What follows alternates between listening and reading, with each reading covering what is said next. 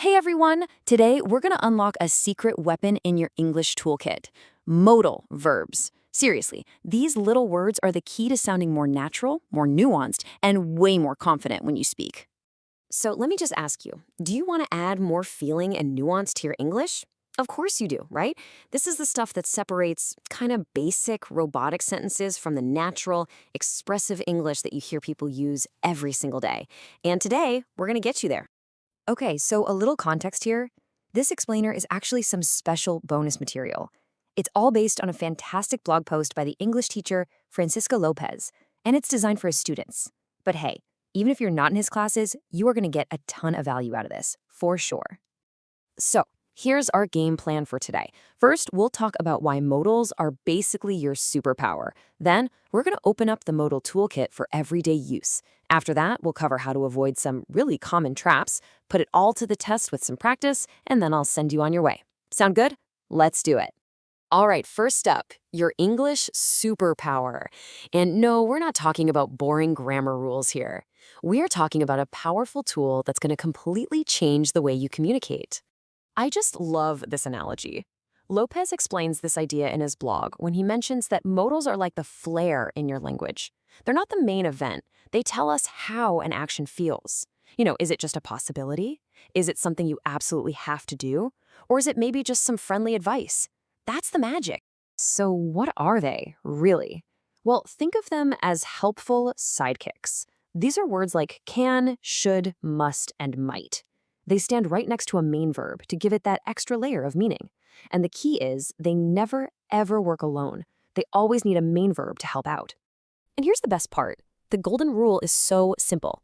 It's always the modal verb plus the simple basic form of the main verb. That's it. No ing, no s, no weird past tense forms, nothing. Just the simple form. If you remember one thing, remember that. Okay, now that we've got the golden rule down, let's open up the Modal Toolkit. This is your practical guide for actually using these words in real conversations every single day. First tool in the box, ability. We use can for something you're able to do right now. I can speak English. Simple enough. And then you've got could. This one's for an ability you had in the past. Like, I could run a lot faster when I was a kid. Or for making a really polite request. Like, could you help me? It just sounds a lot softer than asking, can you? Okay, this is where it gets really interesting. Expressing possibility. Lopez breaks this down by how certain you are. So might is when you're least sure. Maybe like a 30% chance. It might rain later.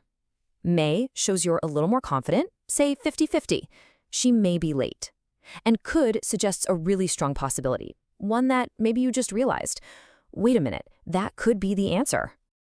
Now, let's clear up a classic point of confusion. Must versus have to. Must often comes from a strong internal feeling, something you're telling yourself, I must finish this today. But have to is usually about an external role, something someone else decided. You have to wear a uniform to work. See the difference? It's not your feeling, it's the company's rule. And the last tool for today is for giving advice. Should is your absolute best friend here. It's perfect for recommending something without sounding like a bossy pants. That movie was amazing. You should watch it. It's just a friendly, helpful suggestion. Okay, it is time to level up. Let's talk about avoiding some super common traps. Honestly, even advanced learners can slip up with these sometimes, but the fixes are so simple once you see them. Mistake number 1, adding to after the modal. No, no, no. Remember our golden rule? It's just the modal plus the simple verb. No to allowed in between. It's not he can to swim, it's he can swim. Easy fix. Mistake number 2, changing the main verb. Lopez has a great way of putting this. Think of modals as bossy. They force the main verb to stay in its simple original form. So it's never she must goes. Nope. The modal must is in charge, so it's always she must go. And mistake number 3, using extra helper verbs like do or does. Modals are strong and independent. They handle questions all by themselves.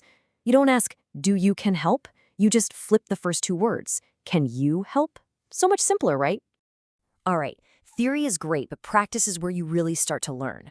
So let's put your knowledge to the test. And hey, if you're one of Francisco Lopez's students, this is a perfect chance to lock in what you've been working on in class. Here we go, first one. Fill in the blank. When I was a child, climb trees really fast. Is it can or could? Okay, go ahead and pause the explanator here and think about your answer. Ready? The answer is could. Great job.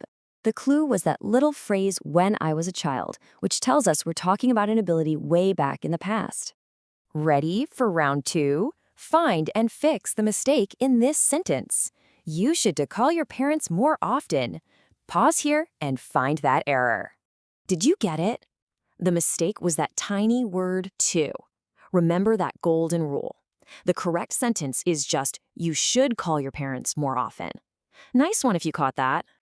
Okay, last one. Choose the best modal for the sentence. You should wear a helmet when you ride a motorcycle.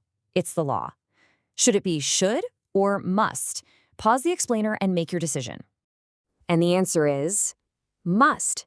You could also use have to here. They both work. Why? Because the phrase it's the law tells us this is a really strong external rule. It's not just advice, it's an obligation. Fantastic work today. And just like that, you've taken a really big step forward. So let's wrap this up and talk about your journey to fluency. So if you enjoyed this explainer and you aren't one of his students yet, I'd love for you to subscribe to the channel for more tips like this one. Also, if you could give this a like, it actually helps other English learners find it. And of course, if you want the full experience, you should definitely check out Francisco's English classes. So what's the big takeaway? Practice. That's it. Start listening for modals when you watch movies or TV shows, try to spot them in articles, and maybe challenge yourself to use 1 or 2 in your next English conversation. I promise, you'll be using them like a pro in no time. You've totally got this. Thanks for watching.